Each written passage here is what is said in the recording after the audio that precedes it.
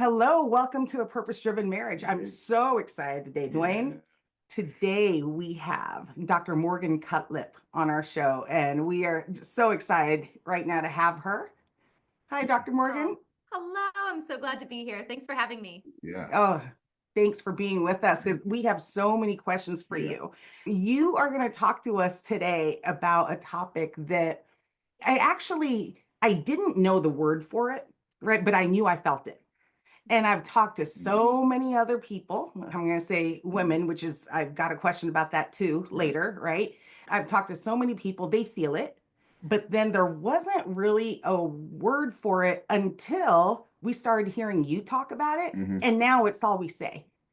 And that's what? Now you Mental see it load? everywhere. Right. Yeah, I see it everywhere. Everyone's talking about it. I'm like, where have I been? Did I just totally miss that? Yeah. It makes so much sense. So you're here to talk with us today about mental load and your new book, A Better Share, right? Where you talk about that. And so we're so excited. So help us learn a little bit about you. Introduce yourselves to our audience and let's get to know you a little bit. Okay. I always struggle with where to begin with this question. Right.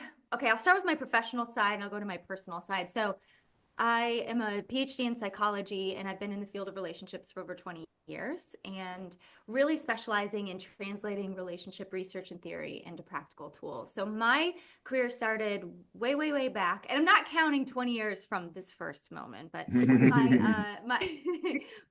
dad is actually in the same profession. He has his doctorate in psychology and he started creating relationship education courses before everybody and their cousin had a course. Oh, yeah. And so I kind of grew up, as he was going back to school, getting his doctorate, I grew up sort of alongside him in his work. I would sometimes go to his PhD classes with him. I think I was 6 or 7 at the time. And we would, Wow. I know, I don't think they'd allow that anymore, but I had like a briefcase full of candy and paper and I just I loved it. And we play this game where he would give me a hypothetical case, a family, a couple, and he would ask me to analyze it. And it became my most favorite thing to talk about with my dad. And so I always joke, maybe he just needed somebody to work with him. So he was just kind of preparing me for my future. But I just fell in love with the work. And so fast forward many years, traveled with him to conferences, worked with him for over 15 years, Wow. with my own degree. And, really probably my freshman year of college, I remember saying to him, someday I want to do something to really serve women in their relationships. I had no idea what that would look like. And then many years later, daughter Effie was born and motherhood smacked me in the face. I was like, man, I got a degree. Came out of nowhere. This is how Oh my gosh. I have a degree in human development and family science. I was like, whatever. I got this. You I'm got gonna this. be awesome at motherhood. Yeah, no biggie. And it was really jarring. And so that became the motivation for my first book. And the other piece that really went alongside of becoming parents was how radically it shifted our relationship. And so that's really the sort of fuel that led to my second book that I know we'll talk about later. But so that's my work life. I just have a passion for really trying to take the sort of invisible things that we experience in our relationships and try to really make them practical and tangible so we can actually do stuff with them. And then personally, I've been married for almost 17 years to my high school sweetheart. We did not date the entire time. That is another story. But I don't lose street cred. I don't know anything about relationships because I married, the guy I met a long time ago. And we have 2 kids, Effie and Roy. They're 11 and 9. And I'm from Ohio and live in Southern California now. Wow. Well, the first thing that stuck in my mind hasn't left is she had a way cooler childhood than I did. Being at college campus. 6 years old, going to these conferences and, her dad giving her case studies. I don't know what I was doing when I was 6. Playing with Barbies. Yeah, Barbies. Yeah. I did all that too. Her childhood is way cooler than mine. And so that's why she's writing these books, right? So she started from way back when. That explains the 20 years. You started when you were 6. Yes. No, So that's where it is. I'm counting from college. Yeah. Okay. Older. I was gonna say, I'm trying to do the math. It doesn't Yeah. make sense to me. I'm 26. 26. Yes. No, not. Oh man, I wish. That'd Like, be oh, wild. honey, I just had the Mhm. nicest compliment Right. given to me today. Yeah. Had kids when they were 13. Yeah, So, exactly, yeah. exactly. So the topic of mental load, right? For those that, because I know what that means now. I've felt it, as I said earlier. I was experiencing it without even realizing what it was called. But for the benefit of our audience, what is that? Yeah, it's not a new experience, but Mhm. it's a newer term. I've found the same thing, which is that most women especially really experience it just kind of it's like this visceral sort of experience of it, but they don't have the language for it. But then when you hear it, you're like, ah, that's Mhm. what's been going on. And then also, and not knocking men, but a lot of times when you explain it to men, they're like, I don't get it. So it's helpful to have language for what it is. So I'll give the 30,000-foot definition. And that's that the mental load is the seemingly never ending running to-do list we carry around in our heads that has two key components. So the first is that it's mainly made up of invisible tasks. Mm. This is important because if it's invisible, it's hard to explain to somebody else. It's hard to get them to sort of step in and take initiative. And then it's also hard to get acknowledgement and appreciation around. So a lot of the stuff is happening kind of like in the dark. The second piece is that it takes up cognitive real estate, which basically means that it just takes up space in our brains and it crowds out room for other things like peace, patience, presence, regulating your emotions, remembering things, and getting in the mood for sex. I always like to say this, everybody has a mental load. The mental load is not a woman's issue. However, when you look at the distribution of things inside the home and family life, the majority of the mental load is handled by women. Doesn't matter if they work part-time, full-time, they're still carrying the bulk of the tasks of the mental load of home and family life. And that's why this topic is so important, because when people are in a relationship and they feel like things are unfair, this is when resentment can start to bloom very, very quickly and lead to patterns in the relationship that erode connection to where you get to the point where you're like, I know we are distant. I know I'm frustrated and irritated and resentful, but I don't even really know how we got here. And a lot of times it can stem from this place of unfairness, and then it sort of trickles into other parts of the relationship. So why would you say the bulk of the mental load ends up with the wife? How does that happen? Yeah, I think it's the intersection of a few things. So I think one of them is just our socialization. So in the society that we lived in, we're sort of pushed in different directions. So women socialized to self-sacrifice for the preservation of our relationships. What this does is it shifts our priorities and our expectations to be more on that part of life. So we really have a lot of invested interest in making sure our homes are taken care of really well, our kids are taken care of, our relationships are taken care of, in part because we're judged for this. We're judged for how clean our home, how well behaved our kids are. So it ups the ante in this particular department. So I was talking to my son, it was like 2 weeks ago. He was going to a youth group, and I'm in Southern California, so like whatever, but it was cold and it was raining. 70 degrees. Yes. Yeah, it was like 70. So like I wasn't too worried, but I wanted him to wear a coat. So I was like, buddy, will you please wear a coat? And he's like, nah, I don't need it. I'm like, man, come on, just, it's chilly, it's raining. He's like, oh, mom, I'm gonna lose it, which is true. I'm gonna leave it there. I'm gonna lose it. I don't wanna have to worry about it. Like, I really will be fine. And I looked at him and I was like, that's fine. But I do want you to know that as soon as anyone sees you soaking wet in the cold, they're gonna wonder why your mother didn't Let you make outside wear like a that. coat. Right. Yeah. Yeah, we are just held to a different standard around these things. So, a common argument, I'm going on a tangent here, but like a common argument in relationships is, well, your expectations are too high. But the reality is we have to understand this. Well, yeah, because we are held to a pretty high standard around some of these things. That's one piece. Men are socialized to provide financial and physical protection. And I know this can sound kind of old school, but it still operates in such a massive Makes way in sense. our relationships. Right. So there's their focus. So we are entering into child, having kids and our relationships with different priorities. And that sort of sets us up. When I talk about this, I say like the game is kind of rigged against us to sort of have most of this stuff fall on women's plates. So if we can depersonalize it a little bit, it helps us understand it better. Can I give one more reason why? Yeah, yeah. Okay. Please. I'm like, once you get Love me it. going. I love it. Oh, no, So this much the to question. say. This So is go. great. Okay, so I'll give one more. There's also the physiological. I'm not going to talk about that. It kind of sets us up a little bit. Okay, so the other is something I call piling on of precedents. So what Okay. this looks like is that early on in a relationship, and I'm talking about dating, talking about dating years, then marriage, before kids, and then definitely after. But back in the dating years, women tend to do things for our partners out of love and out of care. It feels good to give. I believe that's a beautiful way that we are designed. Good thing. It feels good to give. So we'll do stuff like, hey babe, I noticed you're out of deodorant. I grabbed some for you. It feels good to like be Yeah. on, like to be like, oh man, she's awesome. Yeah. Or hey, Mother's Day's coming up. I sent your mom a present. Like, Right. just so you know, take care Yeah. of. It feels good to be kind of like the cool, Mhm. cool partner who like takes care of stuff. Here's what happens. You're describing my wife, actually. So Yeah, okay. most women. Yeah. Yeah. First time around, it's like this. You're the best. What would I do without you? You're so awesome. Second time around, this happens. It's like, oh, thanks.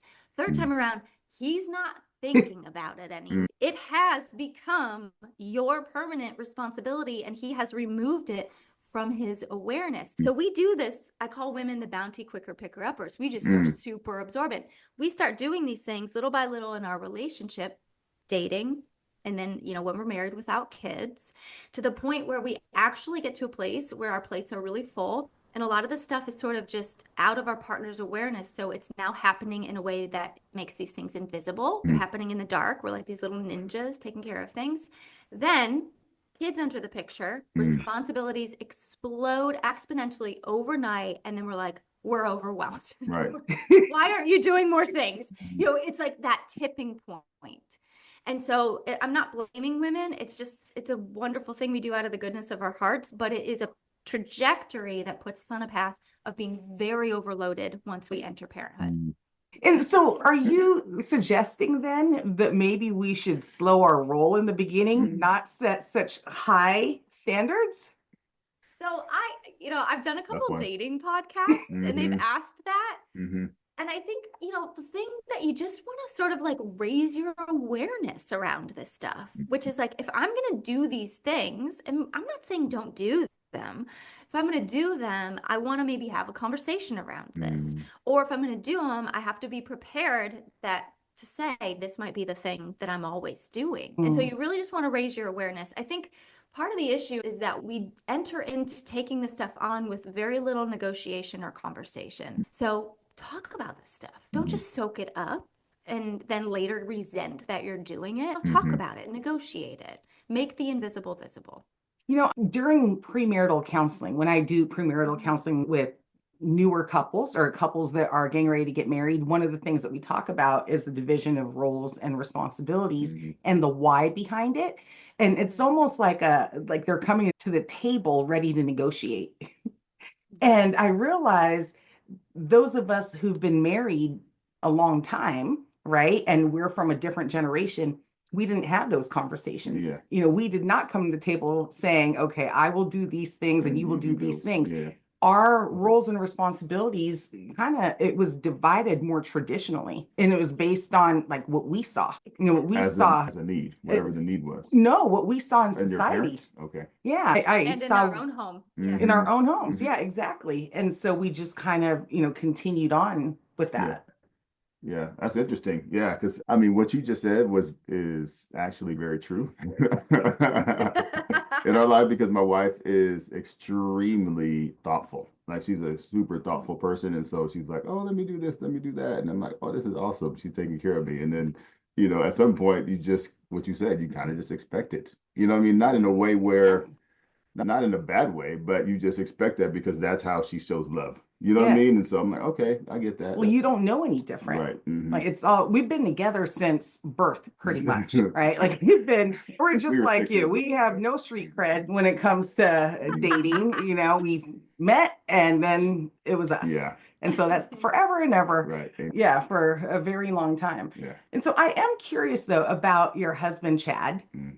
Oh, yeah. right? So I'm curious to know what role does he play in all this? Like how does he feel about it? Because when I was reading just excerpts from your book, and I was like, oh my gosh, she's essentially talking about him, Mm. right? Like this is about Chad. He's like that guy in the room, hearing his wife talk about these things, but then in the same note, I see who you credited in the beginning of the book. You said, this is to my first and only love, Chad, and all that. I'm like, Mhm. okay, so it's not like she's mad at Yeah. him. She's speaking of a situation, a condition that has existed probably in most, if not all, relationships. And he just happens to be her muse, right? So how does he feel about all this? Yeah, that's a great question. So, a few things. I mean, something I try to make clear that I don't know if it is, but I didn't marry a therapist. Mhm. I married a regular guy. I Yeah. mean, his dad was a truck driver. Mhm. My husband works in the construction industry. Mhm. I Those joke like things. I married a dude. Like, Yeah. Yeah. so I have this education, I have this knowledge of the research base, but in many ways, in your schooling, they don't teach you all of the ins and outs of some of these relationship Mhm. skills. Yeah. And so, in many ways, a lot of what I talk about are things that I have had to work through and we have had to work through in our marriage to get to a place where we are both feeling good about Mhm. how things are shared. And so he is my muse and my guinea Mhm. pig. And Yep. also, Yep. he's amazing and he's a wonderful man. And I think there's this other piece, and then I'll tell you how I felt about it. But there's this other piece of where, when it comes to this conversation around the mental load, most content out there, a lot of other books out there, are pretty hostile toward men. Yeah. Mhm. They That really that are. hurts my heart. It is the hill I will die on, Mhm. which is that we have to welcome men into this conversation. Mhm. If we Yes. want something to be different Right. in how our relationships function, they got to have a seat at a table. We have to value them, their point of view, all these things. We can be frustrated and angry. I'm not Mhm. saying that. I'm not saying Mhm. like, calm down, ladies. It's like, absolutely not. We can be upset, but we have to welcome them into the conversation because ultimately we're wanting some changes. Right. And Yes. criticism isn't a great place for change. And so in the book, and I hope, when you get it, if you read the whole thing, you'll see it's a very welcoming book to both people in the relationship. Yes. And I tell stories about my relationship and then other people's. I did interviews for the book to really kind of normalize some of these sort of run-ins that we have in our relationships. That being said, my book opens with the story about our son's 8th birthday. The balloons. The balloons. And we had a pretty solid argument around that. And I wrote that chapter about 2 days after that argument. Oh, it was still And- fresh. Wow. Okay. Ooh, he Yeah. was still a bit spicy around Right. this. Right. And I remember writing it because I was like, I gotta start with this. You gotta start with the story. Yes. Yes. And I was like, this is the This is one, it. and Mhm. he's gonna be so mad at me. So I remember writing it and being like, hey, can you know that like vulnerable place after an argument where you're like, are we okay? I think we're Mhm. okay, but also I'm gonna make you mad again. Mhm. So he read it. Everybody's gonna and know. everybody's gonna know. And he was Mhm. like, let me think about it. Mhm. He came back and he's like, it's good. It's go for it. I was like, well, any perspective you want me to add? And he's Right. like, no, it's pretty fair. Mhm. All right, let's go. So he gave the stamp of approval. Oh, good. I Yeah. love that about him. I have those same things. Like when I give talks, there are certain stories I've asked him. I'm like, is it okay if I need to give examples, right? Because they always ask, they're like, well, what do you mean? Give us a real life example when this happens, right? When we're talking about what perpetual conflict looks like. And so I have to talk about the laundry and the hamper and the clothes not making it into the hamper. But What it's right is in the that? Yeah. Right. It's Oh, my son is doing that, and we're working very hard.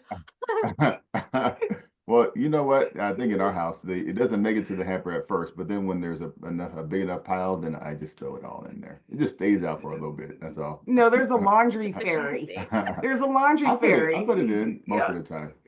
You do it too. Okay. You do it too. No, it reminds me of that video. They're You like, do it too. Yeah. like somehow, and I put it here and it It disappears. disappears. Just Oh, yeah, try I it. love Try that. it. Why don't you watch? Like by this afternoon. Yeah. Oh, my that's so gosh. funny. So this book then, A Better Share, is it for both men and women? Yeah. Yeah, I mean, I'm a realist, so I know that there will be a lot of women who will read this and their Mhm. partners will not participate in that, and that makes me really sad and frustrated. But Yeah. I wanted to write the book. I had a secret agenda. My secret agenda was I'm going to write a book that men are going to enjoy reading, Hmm. that I'm going to put sex on the cover, and I really do talk about it. The whole Yes. chapter is like, if you want an incentive, there it Right. is. And I wanted to write a book where it really did explore both people's perspectives. Again, I think there are a lot of common threads in relationships, and it has a lot to do with some of our differences. And when Mm. we can neutralize this stuff and we can depersonalize it, Mm. it kind of just like sets the stage for a more productive conversation. And so my secret agenda is that I'm writing a book that men will read Mm. that will do a lot of the heavy lifting for women, because Mm. we often are the ones who are consuming the relationship information, reading the books, translating it to our partners, trying to convince them to get on board. Mm. Yeah. And so if I can provide that sort of bridge for women, then I will feel like I've done my job. And Mhm. in a way that men are like, yeah, I feel seen. Also, I feel challenged to step into Mhm. some of this stuff, and I'm willing to do it. Well, ultimately, when you really think about the challenges that, our wives go through, and you start to see it on paper and you read it and it starts to become real, and you're like, well, shoot, that's not what I want her to experience. You know what I Mhm. mean? Then it becomes real. You know what I mean? It doesn't Yes. become real when somebody says, why don't you do this, or, whatever, and it becomes an argument, and it's like, okay, that's not the right approach. But I think the book is much more palatable because I read the same story last night, and it's like, okay, yeah, I think I understand that. So how do we fix it? Well, I think, and not all men, but most men really want their wives to be happy. Mm-hmm. They want Mhm. us to be, and one of the main motivators is that then we have a peaceful home. Mm-hmm. Yeah. Then we're not arguing, and then Right. it feels like easy, and you can relax in your space. And I think what happens is when women are really overwhelmed, a lot of times we sort of embody this intensity and this stressfulness and Mm-hmm. just being around it. I remember I always tease my husband, and he's gotten so great at this, but for the longest time, any time I would be stressed out, he would be scared of me because Oh I just go gosh. into this sort of, Mm-hmm. yeah, I think that's pretty Mm-hmm. normal. Like I just Mm-hmm. click into this kind of like intensity. Mm-hmm. I know it because my mom does it, and it was Oh, scary to me. And I'll be like, oh, I'm doing that. But it's usually from a state of overwhelm. And I think a lot of women click into this mode. Our partners are like, "Meh, I don't want this coming at yeah. me. I'm just gonna Right. pull away," which then Mm-hmm. makes this thing worse. And so I also hope that it's like it explains some of these things. Like you said, I don't want my wife to feel that way. Well, yeah, this is why this happens, and here are some things you can do together, and also you can do as a partner to support one another and Mm-hmm. her when things are like this, so that you ultimately get to a place where things feel pretty, pretty calm, pretty peaceful, pretty happy within the relationship. Morgan, I can like think of at least a handful of clients right now that uh, listening to you talk about this, they would be sitting here going, amen, amen. Give me that book, because like you are describing so many households, even that level, that intensity that Yes. women end up feeling, and the person that they become, that, to be honest, we don't want to be that way. No, and then Or we resent it. yes, like, and then that adds to our mental load, because then we're feeling guilty. We're like, oh my gosh, I hate it when that ugly side comes out, and how can I stop it? And we just feel terrible about it. And these things tend to linger in our minds far longer than it should. Yeah. Right? And Yes. there was something that I heard you mention about sex which is always a topic that our audience loves to hear about because many people probably would not correlate mental load with sexual intimacy. How do those two go hand in hand? So there's three main ways they connect. So the one is that I mentioned earlier, which is that the mental load takes up a lot of space in our brains. For the most part, for women to be turned on, our brains have to be turned off. That's right. So when we are overloaded with things, we are taking all that into the bedroom, and it's very hard to access desire. It feels like a very just like, how could I think about that when I got all this? You know, it becomes very hard to tap into that. So that's one. Another thing is that what I see happening a lot is that women will come to their partners and they'll express their overwhelm. And it might, kind of like how you were talking about, it might come out as like, can't you just see it? Can't you help? Be kind of vague, might be kind of blaming, feel like criticism. But when they do this, or even if they do this in this beautiful way, what often happens is a partner responds with dismissiveness. You make things harder than you need to. I don't know why you're so overwhelmed. Your expectations are too high, you know, that sort of stuff. Or defensiveness. Well, I do stuff too, you know, kind of like that. And then also the hardship Olympics, which is this tit for tat. What happens then is that she either will get louder, which I'll talk about in a minute, or she stuffs it down and now her partner is unsafe. He is not somebody she can turn to. He is not reliable. He's not in her corner. He doesn't value her. All these big things start coming up, which is going to create disconnection. So when he's like, yeah, you know, you want to go in the bedroom, she's like, I got nothing for you. Don't feel attracted to you. You are not there for me, and you don't feel safe. Sex is a very vulnerable act. Yes. If you do not feel safe in your relationship, you are not going to feel safe entering into that. And it's going to be very hard to tap into your desire. This is just a side note that I always share in case anyone experiences this. But my husband travels every week for work. So we are regularly like hopping in and out of the mental load. So his bridge to connection when he returns is sex. And I need to feel connected to want to have sex. And so it took a while to figure this out. But every time we'd be like in bed and he'd be like, wanted to do this, and I would initiate a very in-depth conversation. He's like, why are you always trying to talk to me right now? And I realized it's because I had to build some connection before I could get into this vulnerable place. So just sharing that in case anyone's like, oh my gosh, that's me. The third dynamic that is super problematic for your sex life and the mental load is that when she starts to feel like she's got to get loud, she's got to chase you, she's nagging you, all this stuff, it creates a parent-child dynamic. So she becomes the nagging mother, which she does not want to be. No. And she will resent, and he will become the extra child that requires monitoring and remembering and nagging and all of the things. And that is not sexy for either person involved. So it's very much related to your sex life. Wow. You hear that? Yeah, I heard that. That's interesting. I know I have a section in the book that's like, nobody finds a man-child sexy. Yeah. It's true. No, not at all. Not at all. I don't want to be anyone's mom, but the 6 kids that we have. That's it. Well, I mean, yeah, for sure. I mean, I think there's a lot of things that kind of contribute to it, but I don't think I relate so much to that last piece, but the overwhelm of like having all the things going on in the house, and I think also, the having discussions about it, and either like accepting it or you just saying, hey, all right, well, forget about it, I'll just keep doing what I'm doing.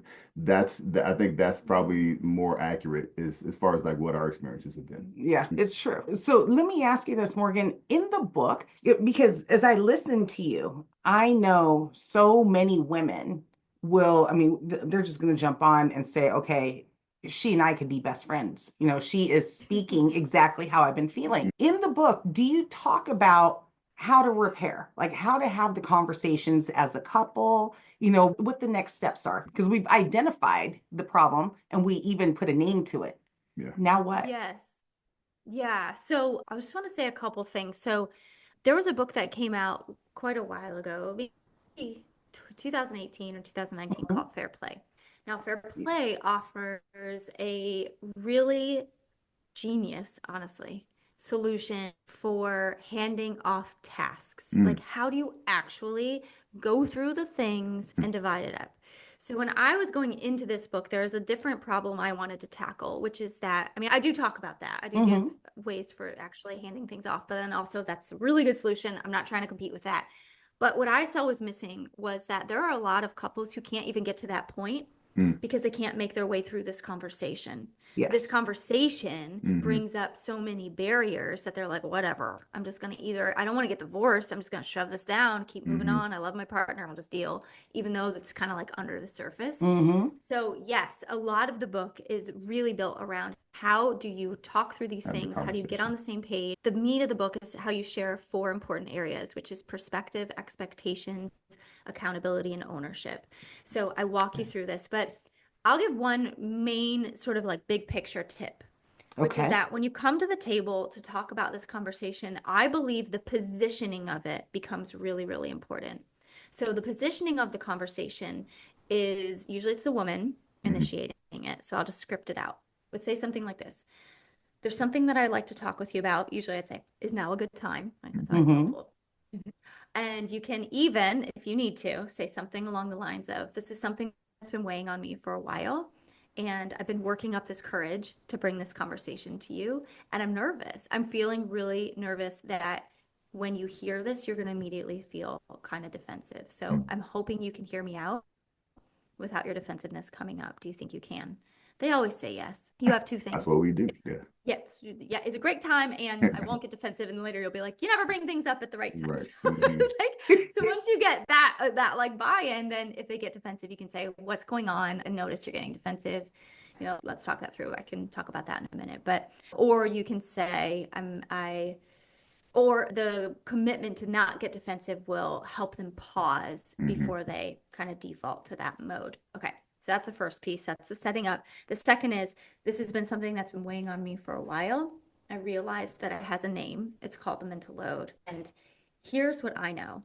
I know that modern family life, what we're trying to do with all these kids and with all our extracurriculars and the distraction of our devices and the hustle culture we're living in and the high cost of living and the relentlessness of the household tasks and chores, all of these things are more than any 2 people should be able to handle.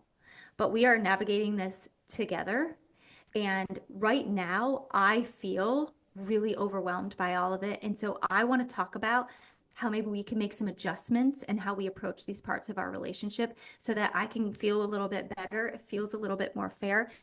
And we can tackle this better as a team. So ultimately, we feel better about how our home and family functions. So positioning the mental load as the shared enemy and it's you and your partner versus like the world and all of these things, I think is a much better entry point for this conversation than some of the ways that I've seen it brought up in other me versus you instead of us versus whatever the challenge is, which is how we've talked about before too. But I love that. Which is true. Really good.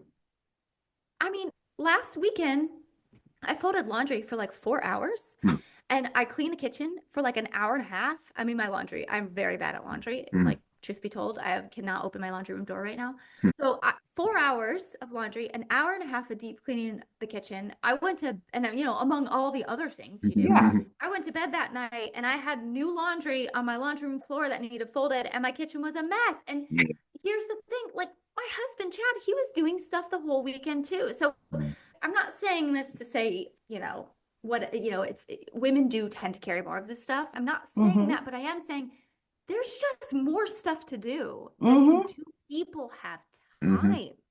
And so finding a way to talk about this in a way that doesn't, you know, result in a fight every single time becomes superpower as a couple because it's not going away. I love actually how you describe how that conversation can look, right? It's the 2 of you against a common enemy as opposed to the 2 of you against each other. Because as you say, it is what it is, right? Like this is an issue, especially in our society with the expectations, the standards that we've all set. You know, we see how we perceive or think others are living on social media. And so now we've got the comparison culture where if my kitchen doesn't look as clean as that person on Instagram's kitchen, you know, they have no idea that everything is pushed off to the side and they're only getting that little glimpse. But, you know, this is here and this is here to stay. Yeah. And so I love how your recommendation is to come alongside one another and figure out how to solve this as a team, as a couple, and not necessarily have this be a his and hers issue, Mm-hmm. right? Like this is, the woman versus the man and all the women on the planet coming together, after their husbands, Mm-hmm. right? And so I absolutely love that Well, we because talk about oneness all the you're time. still promoting oneness. Yeah. And so if we're still thinking about it from that perspective, the two shall become one flesh. And that one flesh is now tackling an issue that is trying to separate them, trying to put a wedge in their Yes. relationship. And so if we're thinking about that in that specific way, then we'll approach it not necessarily butting heads, but putting our heads together so that we can fix the issue.